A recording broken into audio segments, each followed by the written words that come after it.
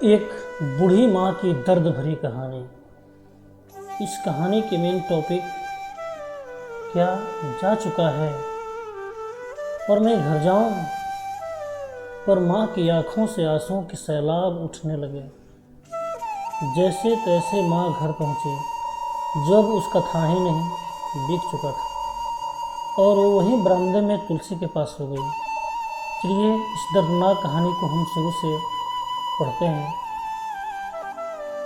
एक बूढ़ी माँ की दर्द भरी कहानी। 3 साल हो चुके थे बेटे को अपना घर छोड़कर विदेश में बसे हुए।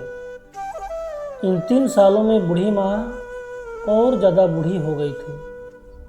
75 साल की उम्र में सुलोचना देवी अर्थात वही बूढ़ी माँ की याददाश्त काफ़ी कमज़ोर होती जा रही थी। उन्हें रोज़मर्रा की चीज़ें याद ना रहती, लेकिन जो उन्हें हमेशा याद रहता वह था उनका बेटा। दिन हो या रात, एक पल भी ऐसा ना होता जब उन्हें अपने बेटे की याद ना आती। दूसरी तरफ बेटा था जो साल भर में एक आध बार अपने माँ को फ़ोन कर लिया करता और 2 मिनट से ज़्यादा बातें भी नहीं करता था। फिर भी यह बूढ़ी माँ टकटकी लगाए अपने बेटे का इंतज़ार करती रहती। एक दिन बेटे का विदेश से फ़ोन आया। हेलो हेलो, सुन रही हो ना माँ? अनिल बोल रहा हूँ, तुम्हारा बेटा। कैसी हो माँ? मैं ठीक हूँ बेटा। तुम, बहू और मेरा पोता कैसा है? माँ ने पूछा। सब अच्छे हैं माँ। मैं अगले सप्ताह गांव आ रहा हूँ तुम्हें लेने माँ। अब हम सब साथ में ही लंदन में रहेंगे माँ। तुम्हारी बहू कह रही थी माँ को यहाँ पर लेकर आओ, बेचारी अकेली वहाँ परेशान होती होगी, बेटे ने कहा। माँ की बूढ़ी सूखी आंखें आंसुओं से भीग गई। उसके कमज़ोर शरीर के नस नस में खुशी की लहर दौड़ गई। बेटे और बहू का अपने प्रति प्रेम देखकर माँ का मन खुशी से भर गया। बेटे ने आगे कहा, माँ तैयार रहना, मुझे ज़्यादा दिन छुट्टियाँ नहीं हैं। जिस से जितने पैसे लेने हैं लेकर रखना। तब तक मैं प्रॉपर्टी डीलर से बात कर लेता हूँ घर के लिए। घर के लिए? माँ ने पूछा। हाँ माँ, गांव का घर हमें बेच देना पड़ेगा। अब हम साथ में ही रहने वाले हैं, तो वहाँ पर घर रखने का कोई मतलब नहीं है, बेटे ने कहा। बुढ़ापे की वजह से ठीक से चलने में असक्षम माँ ने पूरे मोहल्ले में घूम घूम कर अपनी इस खुशखबरी को सबको सुनाई। सभी को खुशी हुई। सबको लगा माँ जी के आखिरी दिन अपने परिवार के साथ खुशी से बीत जाएंगे। घर वापस आकर माँ ने अपने घर के कोने कोने को ऐसे देखा जैसे वह अपने दूसरे बेटे को देख रही हो। देखे भी क्यों ना, उस घर को अपने बेटे से कम थोड़ी समझा था। अपने पति के साथ 40 साल ही तो बिताए थे,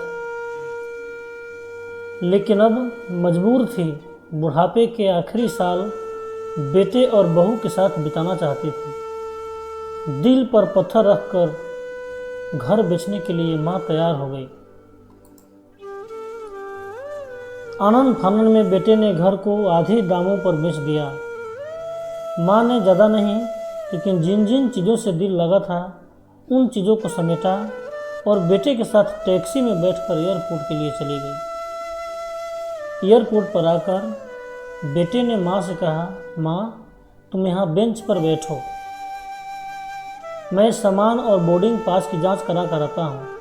वहाँ वक्त लगता है और खड़ा रहना पड़ता है, तुम्हें तकलीफ़ होगी, तुम यहीं आराम करो। मैं यूँ गया और यूँ आया। माँ बेंच पर अकेले बैठ गई और बेटा अंदर चला गया। काफ़ी समय हो गया, बेटा वापस नहीं लौटा। माँ सोचने लगी ज़्यादा भीड़ होगी, इसीलिए देर लग रही होगी। अंधेरा होने को आया।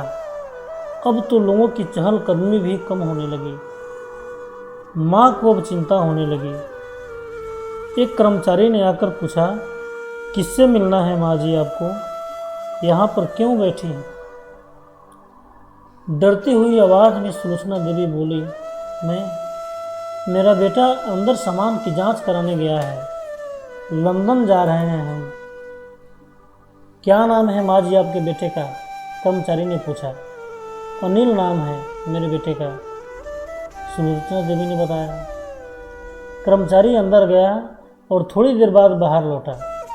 उसने सुलोचना देवी से कहा, माँ जी लंदन जाने वाली फ़्लाइट तो दोपहर में ही जा चुकी है और आपका बेटा अनिल भी उसी फ्लाइट में बैठकर लंदन जा चुका है। अब आपके यहाँ बैठने का कोई मतलब नहीं है, आप भी अपने घर चले जाइए। क्या? जा चुका है? पर मैं घर जाऊं? घर? माँ की आंखों में आंसुओं के सैलाब उठने लगे। एक बेटे ने माँ को किस तरह से धोखा दिया था। जैसे तैसे माँ घर पहुंची, जो अब उसका था ही नहीं, बिक चुका था।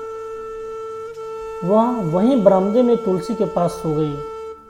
घर के नए मालिक को उस पर दया आई तो एक कमरा किराए पर उसको दे दिया। पेंशन के पैसों से खाना और किराए का बंदोबस्त हो जाता था। दिन बीतने लगे।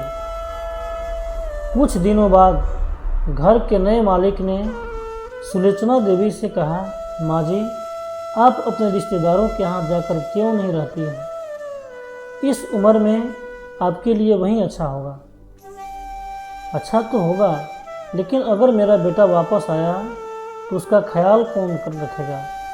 मेरा बेटा बहुत भोला है, उसे अपना ख्याल रखना बिल्कुल नहीं आता। मैं कहीं नहीं जाऊंगी, क्या पता कब उसे मेरी ज़रूरत पड़ जाए, माँ ने कहा। दोस्तों सच बता रहा हूँ, माँ की ऐसी बातें सुनकर मेरी आंखों में आंसू आ गए। किसी ने सच ही कहा है, पूत कपूत हो सकता है लेकिन माता कभी कुमाता नहीं होती। दोस्तों आप सभी से हाथ जोड़कर विनती करता हूँ, अपने माता पिता की जितनी हो सके सेवा करना, उसके साथ कभी बुरा बर्ताव मत करना।